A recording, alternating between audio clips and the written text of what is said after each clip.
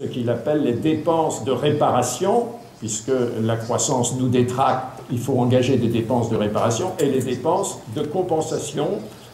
Nous, les Français, nous les connaissons bien parce que nous sommes les champions, toutes catégories de consommation d'antidépresseurs. Alors pourquoi les Français se shootent au Prozac? Eh bien, parce qu'ils sont stressés, parce qu'au lieu de leur apporter bonheur, félicité, bien-être, la croissance les rend mal dans leur peau. Et alors, chaque peuple a évidemment ses antidépresseurs. Les Anglais préfèrent se shooter à la cocaïne, mais le résultat est le même. Donc, nous engageons des dépenses. Bon. Et puis, la croissance transforme sous une forme marchande des satisfactions qui auparavant n'entraient pas dans le calcul économique. Par exemple, ce qu'on faisait soi-même, on cultivait son jardin, on faisait son yogourt, on faisait de la cuisine. Maintenant, on achète des plats préparés, on ne mange pas mieux, mais ça coûte plus cher. Et par conséquent, si on défalque tout cela, on s'aperçoit qu'à partir des années 70 à peu près, il y a ce que les statisticiens appellent un ciseau entre les deux courbes, hein, la courbe du bien-être vécu s'éloigne toujours plus par rapport au bien-avoir statistique. Ça veut dire que la tarte ne grossit plus en termes de satisfaction.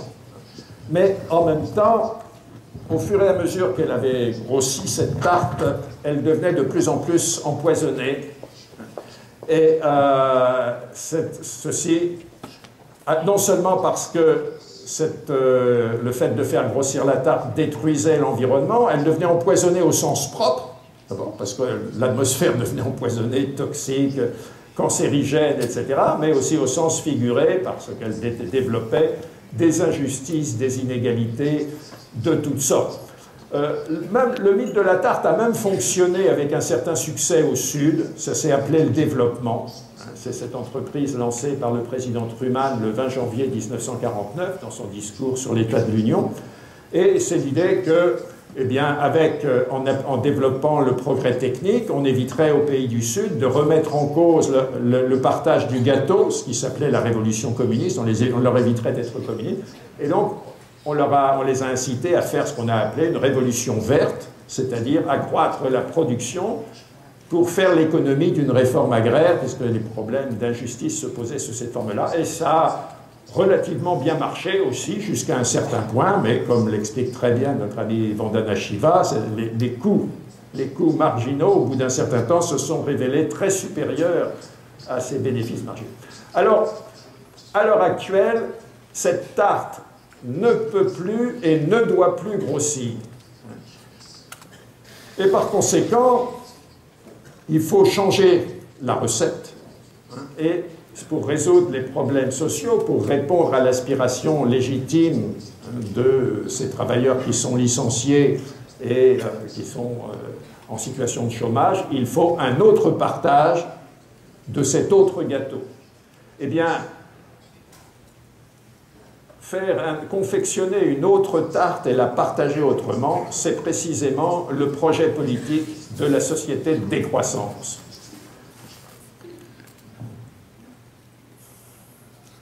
Alors, la décroissance, il faut être clair sur ce point, ça n'est pas une alternative. C'est précisément parce que le monde de la croissance, c'est ce monde unidimensionnel dénoncé par Marcuse déjà dans les années 68, c'est-à-dire l'imposition à l'ensemble de la planète d'un modèle unique. C'est cette mondialisation qui a été mise en place dans fin des années 80, c'est-à-dire l'occidentalisation du monde avec une uniformisation planétaire terrifiante. Bien évidemment, sortir du terrorisme de la société de croissance, c'est réouvrir l'espace à l'inventivité, à la créativité humaine, à l'ouverture sur une histoire plurielle. Et donc chaque société, chaque culture, à la limite, construira sa société de décroissance en fonction de ses propres objectifs et de ses propres valeurs.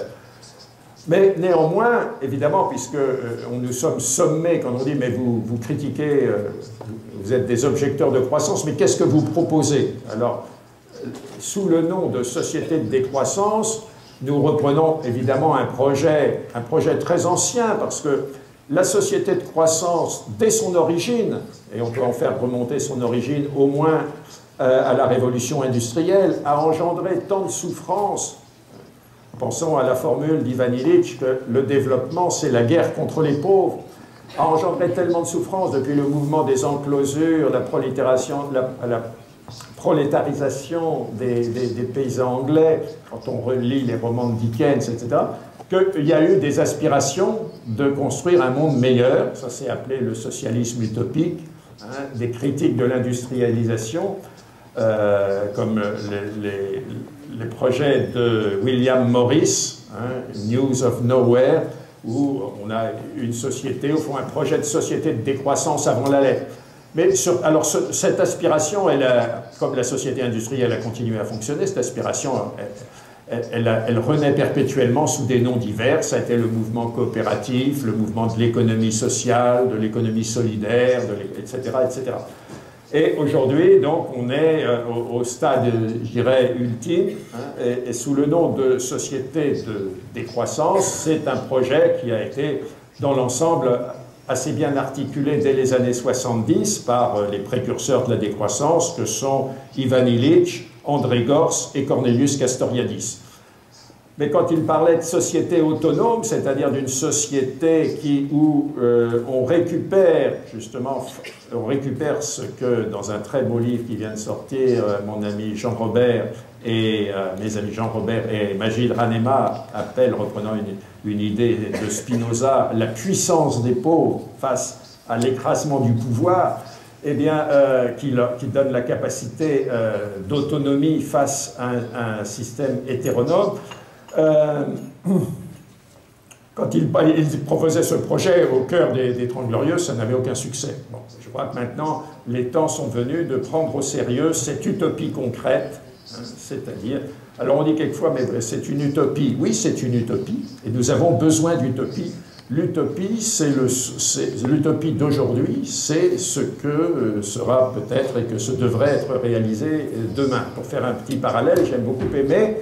Quand Barack Obama a été élu, Nelson Mandela lui a envoyé un télégramme faisant référence à la fameuse phrase de Martin Luther King, « I have a dream ». Il dit « Nous avons eu raison de rêver parce que les rêves d'hier deviennent les réalités de demain ou d'aujourd'hui ». Eh bien, le projet de la décroissance est le rêve d'aujourd'hui et il faut tout faire pour que ça devienne la réalité de demain. Alors, cela étant, toutes les sociétés, cette autonomie implique que, malgré l'infinie diversité, parce qu'on ne construira pas une société décroissante de la même façon en Afrique subsaharienne, en Amérique latine, en Europe et en Asie du Sud-Est, eh bien, obéissent à un certain nombre d'impératifs. Alors, petit à petit s'est mis en place l'idée d'une articulation des différentes étapes. Et comme quand je faisais mes études d'économie au cœur des Trente Glorieuses, mes bons maîtres se gargarisaient des cercles vertueux de la croissance. Alors, c'était fantastique, les cercles vertueux de la croissance. On faisait croître la productivité, bien sûr, et ensuite on évitait de se battre. Hein, on répartissait ces gains de productivité entre, bien sûr, les patrons qui se taillaient la meilleure part, et puis mais les ouvriers avaient quand même des miettes importantes qui leur permettaient de s'endetter pour acheter une voiture, un frigidaire, une machine à laver, etc., un téléviseur. Et puis l'État qui prélevait sa dîme au passage, qui permettait de financer l'État social, la sécurité sociale, les allocations familiales, même les allocations chômage pour les quelques chômeurs qu'il y avait dans cette période de plein emploi. Et c'est ça qui a bien marché pendant les Trente Glorieuses. Alors c'était formidable, c'était ce qu'on appelle, en termes d'économie, des jeux win-win-win, c'est-à-dire des jeux gagnant-gagnant-gagnant, parce qu'il y avait trois gagnants. Le problème, c'est qu'il y avait des perdants, mais ça, on n'en parlait pas.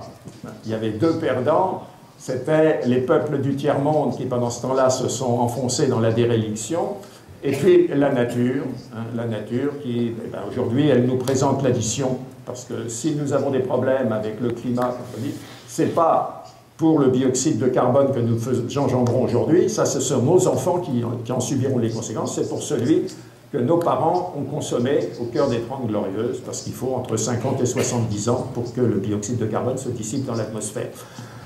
Donc finalement, pour reprendre la formule d'un autre humoriste